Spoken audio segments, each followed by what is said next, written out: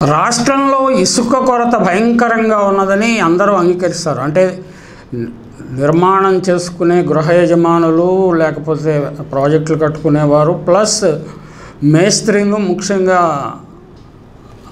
ఈ నిర్మాణ రంగంలో సుదీర్ఘకాలంలో ఉన్న మేస్త్రీలు ఇప్పుడు ఎదుర్కొంటున్న ఇసుక గురించి, ఇప్పుడు ఎదుర్కొంటున్న సమస్య గతంలో ఎప్పుడు ఎదుర్కోవడం లేదని చెప్తున్నారు. అంతేకాకుండా అధిక ధరలకు విక్రయిస్తున్నారని, ఉచిత ఇసుక పేరుతో ప్రభుత్వం అరాచకానికి దారి తీసిందని చెప్తున్నారు. అంటే చంద్రబాబు గారు ఏ ప్రభుత్వం ఏం చేసినా, కూటమి ప్రభుత్వం ఏం చేసినా ఈ టర్మ్లో గత 5 నెలలుగా ఇలాగే చేస్తున్నారు. గతంలో కూడా ఇటువంటి అలవాట్లు ఆయనకి చంద్రబాబు గారికి బాగా ఉండేవి.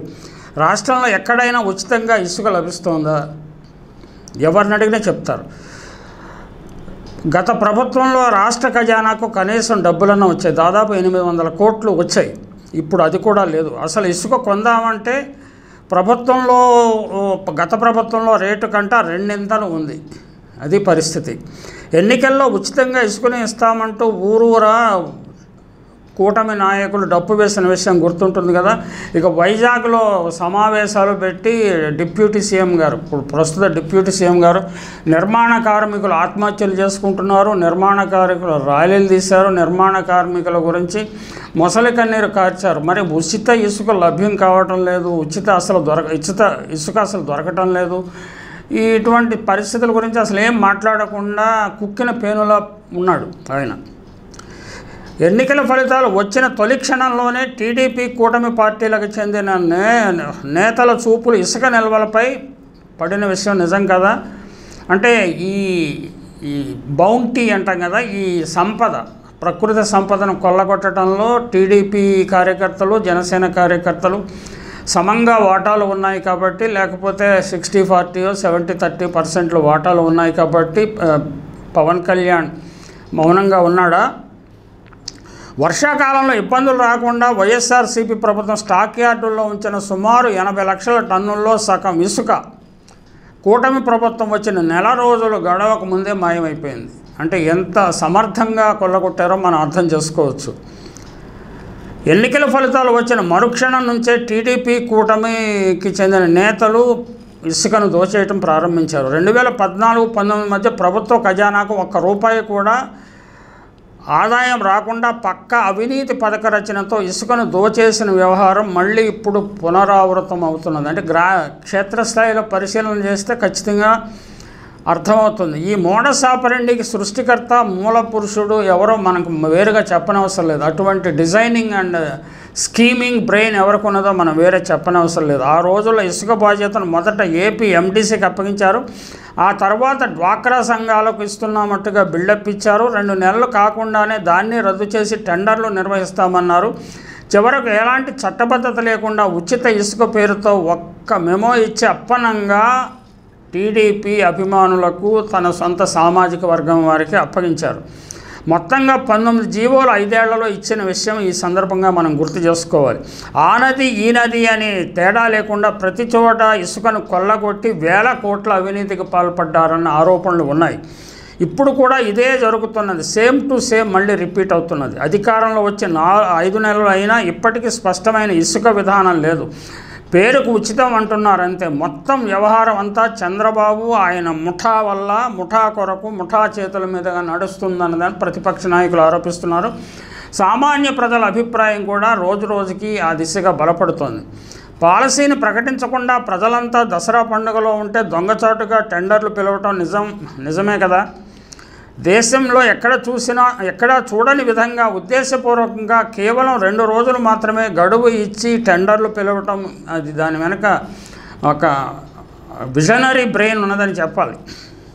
ఎవరిని టెండర్లో పాల్గొనకుండా దౌర్జన్యాలకు పాల్పడిన మాట వాస్తవం కాదా అనే ప్రశ్నకు కూటమి నాయకుడు సమాధానం చెప్పాలి. గతంలో వైఎస్ఆర్సీపీ ప్రభుత్వం వచ్చాక అత్యంత పారదర్శకంగా ఇసుక విధానాన్ని అమలు చేసింది.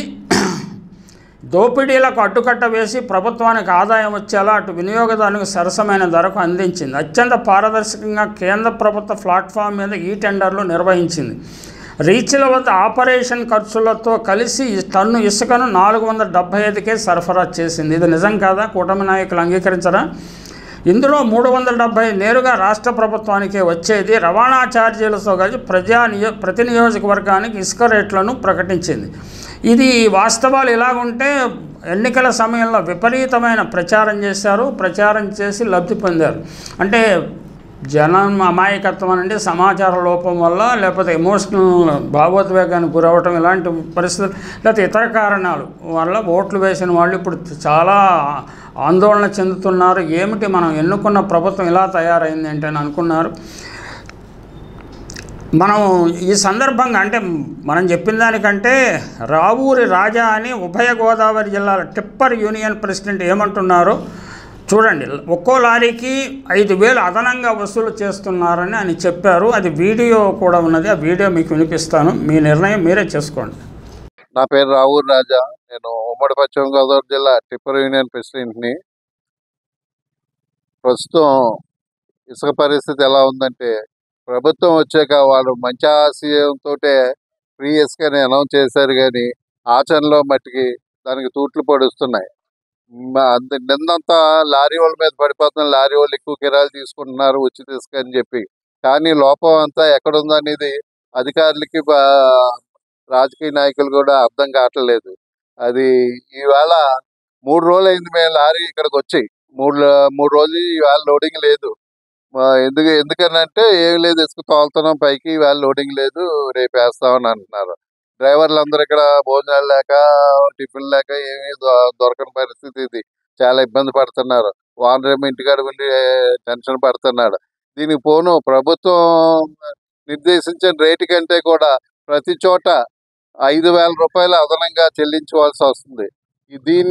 ఈ ప్రజాధనాన్ని మా ద్వారా దుర్వినియోగం చేస్తున్నామనే బాధతోటి ఇవాళ ఇన్నాళ్ళు ఓపిక పెట్టాం. ఈ రీచ్ 15 రోజులు అయింది. పెండ్యాలు ఓపెన్ అయ్యి, అలాగే తేపర్ ఓపెన్ అయింది, జీడిగుంట ఓపెన్ అయింది. పడవ ర్యాంపులు ఏ ర్యాంపుకు చూసినా లారీకి 5,000 రూపాయలు మేము ఇవ్వాల్సి వస్తుంది. అలాగా లక్షలాది రూపాయలు, నెల వచ్చేదాటి కోట్లాది రూపాయలు ప్రజాధనం దుర్వినియోగం అయిపోతుంది. దీనికేమో మేము నెపం పొందుతున్నాము, మా ద్వారా ప్రజల సొమ్ము పాడవుతుందన్న బాధతోటి ఇవాళ రోడ్డెక్కి మేము చెప్పడం జరుగుతుంది. దీన్ని రాజకీయ నాయకులు కానీ, అధికారులు కానీ దీన్ని అర్థం చేసుకుని దీన్ని ఎక్కడ తేడా ఉందనేది దీన్ని సరిచేసి ఈ పథకాన్ని మా వారు సక్సెస్ చేయాలని మా వంతు లారీ ఓనర్స్ ఎప్పుడూ కూడా ప్రభుత్వానికి, అధికారులకి మేము లోబడి వాళ్ళు చెప్పిన మాటకి కట్టుబడి మేము చేయటానికి సిద్ధంగా ఉన్నాం. ఇది సక్సెస్ చేయటానికి మా వంతు మేము చేస్తాం. మేము డోర్ డెలివరీ టైంలో ఏ కిరాయిలు అయితే ఇచ్చారో మాకు అదే కిరాయిలు తప్పించి ఒక్క రూపాయి కూడా మేము తీసుకోం. ప్రభుత్వం ఇక్కడ ఏ విధమైన అక్రమ వసూలు లేకుండా మాకు ప్రభుత్వం నిర్దేశించిన రేటుకే వేస్తే మేము మొత్తం జిల్లా అంతా కూడా, రాష్ట్రం అంతా కూడా మేము tippers union, state tippers union, జిల్లా టిప్పర్స్ అందరూ కూడా మేము ప్రభుత్వానికి సహకరిస్తామని చెప్పి తెలియజేస్తూ సెలవు తీసుకుంటాం. ఇప్పుడు అధిక ధరలు వసూలు చేస్తున్నామని చెప్పి చెప్తున్నారు కదా, పక్కన అధికారులు ఉండగానే అధిక ధరలు వసూలు చేస్తున్నారా, లేకపోతే అధికారులకు సంబంధం లేకుండా? అధికారులకు సంబంధం లేకుండా వేరే చోటకు వచ్చి 5,000 రూపాయలు వసూలు చేస్తున్నారు ప్రతి చోట. అది ఎవరో ఏంటంటే ఎవరేదన్నా కాంట్రాక్టర్లే వసూలు చేస్తున్నారు. అది అంటే ఈ రావూరి రాజా గారు చాలా మర్యాదస్తుల్లో ఉన్నారు. అందువల్లనే ఆయన ప్రభుత్వాన్ని నేరుగా మాట్లాడకుండా, విమర్శించకుండా, లేకపోతే ఆ డబ్బులు ఏదో దుర్వినియోగం అవుతుందని చెప్పారు. దుర్వినియోగం అవడం అంటే ఏంటో ప్రజలందరికీ తెలుసు. అది ఎక్కడ చేరుతుంది, ఎలా చేరుతుంది అనేది తెలుసు. కాబట్టి ఎవరి నిర్ణయానికి వాళ్ళు రాలి. అంటే ఈ సమస్యని, అంటే ఇసుక సమస్య, ఇసుక విషయంలో ఫెయిల్ అయ్యామని మంత్రులు కొందరు అంగీకరించారు. ఒకసారి పవన్ కళ్యాణ్ కూడా అంగీకరించినట్లున్నారు. చంద్రబాబు గారు కూడా ఈ అంశాన్ని రివ్యూ చేసి ఇది పరిస్థితి ఏమిటి, ఈ దోపిడీ ఇలా కొనసాగించాల్సిందే, నేను విజనరీ ముఖ్యమంత్రి అన్న పేరును ఈ రంగంలో పేరు తెచ్చుకోవటం కంటే ఇతర అభివృద్ధి రంగంలో తెచ్చుకుంటే బాగుంటుంది కదా అని ఆలోచించుకోవటం మంచిది.